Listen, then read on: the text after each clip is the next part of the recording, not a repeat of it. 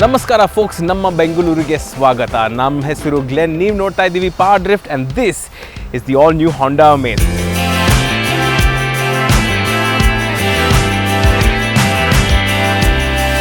But before we begin folks, here's a quick disclaimer. This is an all new car. There are a lot of bases to cover, and today we're not going to be driving not one, not two, not three, but a total of 4 cars. Which is why, to make your life simpler, we're going to be dividing the video into 2 parts. First part, we're going to tell you all that you need to know about the new Honda Amaze, and the second part, we're going to be telling you what it's like to drive. And so, without further ado, let's get into it. So with the new Amaze comes new proportions now, which means that the car is now 5mm longer, 15mm wider, and the wheelbase itself has been extended by 65mm, which might not sound a lot, but in the automotive space is an acre. Now when it comes to the overall design of the car is now more boxier and has grown in proportions all over the place. But the first thing you're going to notice when you look at the car is this portion right here, this thick chrome mustache that Honda calls the solid wing design. Now this sort of element has seen its way in bigger cars like the CR-V and even the new upcoming Civic.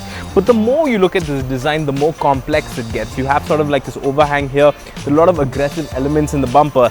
And initially when I first saw it, I thought it looked a little bit weird. It looked like it had a little bit of a cleft, like But the more I look at it, I gotta admit, the more it's growing on me.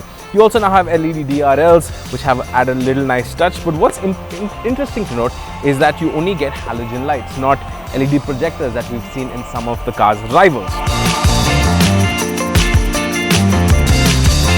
Now from the sides, the first thing you're going to notice are these integrated ORVMs. But what's interesting here is that it's not a bulb anymore. You have this nice slick little LED design as well that gives it a little bit more sleeker look. On top of that, you have a strong shoulder line that runs to the length of the car. It's one seamless line. Looks pretty nice, looks pretty aggressive as well.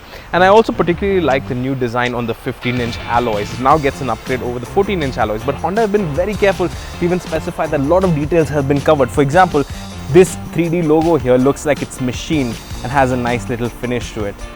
Pretty impressive stuff. And in the rear, you now have these wraparound tail lamps as well. But however, the overall design in the rear for me kind of, well, takes a little bit of a flat approach. I personally like a big boot, a little bit more curvaceous boot, but I think this is a little bit abrupt. But what it seems to me is that this design was placed here to keep the car under sub 4 meters, which is what you have to remind yourself, folks, that this is a sub 4 meter sedan. The overall thing I would say about the design is that this is now its own car. It's not a hatch with a boot strapped in the back. Honda have gone back to the drawing board and made this its own sub 4 meter sedan, bespoke to the car. So in that front, I find this very exciting because you're not going to be looking at this car coming at you from the rear view mirror thinking, oh, this is just another hatch. When it passes you by, you realize it's a sedan like its competitors. This is its own car. I think it's pretty exciting. Next up, folks, we have space and practicality. Now coming to the rear bench. Now Honda tell us now because of the improved wheelbase, they have managed to free up 25mm of overall tandem space inside the cabin, and the biggest benefit of that is my knee room. I do have acres and acres of knee room. I don't know if this is class leading, it's probably too early to tell. It's best to do it in a Comparo, but affixed to my driver position, as you can see, I have generous amounts of knee room, decent amount of shoulder room, although I do feel that the headroom is a little bit of a squeeze. I'm about 5'10", I guess if you're over 6 feet tall, it's going to be a little bit tight. The rear is a nice place to be. You get a lot of generous under thigh support. The squab itself is nice and comfortable. The seats are well contoured, so you get decent amount of lumbar support as well. You have this rear armrest with 2 cup holders, and speaking of that, Honda have given each of the door sills 1 liter bottle holders in addition to a liter bottle holder in the center cubby hole. And continuing with the practicality side of things, you can't talk about practicality without talking about the boot space, and the car offers 420 liters of boot space, 20 liters more than the outgoing model, which makes it the most in this segment. But what's interesting about the boot space is not just it's big, it's well contoured as well. Enough of the rear, let's check out the front. Continuing with the rear seats, the front seats also have been completely redesigned, and I particularly like them. Gone are those one-piece ones that we found in the Brio. These seats are much more thicker, they're way more well bolstered than the outgoing seats. Great amount of lumbar support, and I particularly like the design of the head restraints on this car. From space and practicality, let's move on to the infotainment system. So this car now features Honda's DigiPad 2.0. This is an improvement over DigiPoint 1.0 that we've seen on cars like the City, for example. And this is a 7-inch touchscreen, and by the looks of it, it's pretty impressive. It gets all the bells and whistles. You also get Android Auto and Apple CarPlay as well. The design of the DigiPad is a lot more fluid now. It does feel more like a mobile screen rather than just an infotainment unit. I particularly like the maps on this screen. What you have here is it's multi-touch. You can rotate around, but what's also interesting to note is the maps are also 3D, so you can actually see the 3D representation of buildings or other structures near to where you are. So that's pretty impressive. All that comes stock with the system. It also retains the Wi-Fi connection features. So essentially you can connect your unit through a hotspot like your phone to the internet, and that way you can get things like updates and all. What I don't see, however, is the built-in browser that used to come with DigiPad 1.0. We did check out the audio system as well. It's decent. It's not the best in this segment. It's all right. It works. Could have been better. I would have liked if it were a little bit better, but I'm not particularly a fan of the audio system on this car, but DigiPad 2.0 works just fine.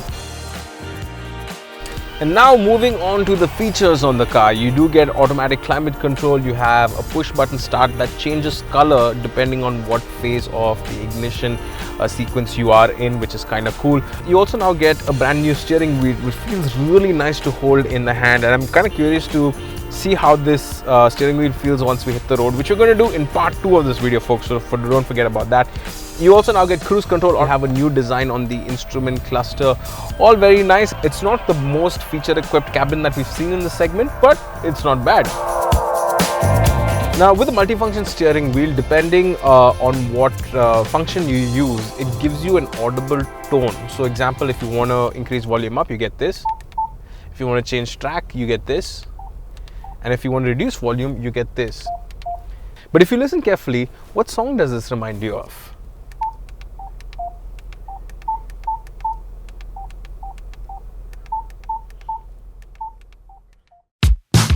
What else? Ooh, I should tell you about the all-new dashboard. It's completely redesigned, and in typical Honda fashion, it's fairly clean, not a lot going on, and I kind of like it that way.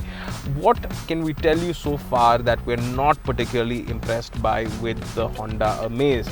Well, here are the things, folks. First off, the glove box. It's a little bit too plain Jane. Doesn't seem like it's very practical. In addition to that, what we've also noticed that around the car, there are a couple of nooks and crannies that looks like they've kind of scrimped around the edges just a bit. There are a couple of exposed bits in the rear boot, and even around here underneath the lining that just seems to come off pretty easily. So those slight quality issues don't seem up to the mark, but apart from that, the car seems to be pretty well put together. Now, Honda tell us that this car is all new, but that's not 100% true, because this car carries forward its engine options from the first generation car. However, this time Honda has given it a CVT gearbox for its diesel engine option, so that's going to be interesting to drive and see. Let's give our editors back in our cave a little bit of a morale boost, and let's say we get this video to 5,000 likes before we release part 2. What do you say? I think we can do it. Do let us know what you thought about the Amaze so far in part 1. Don't forget part 2 coming your way. I will see you in just a bit. I'm going to get some coffee, filter coffee. Bye-bye.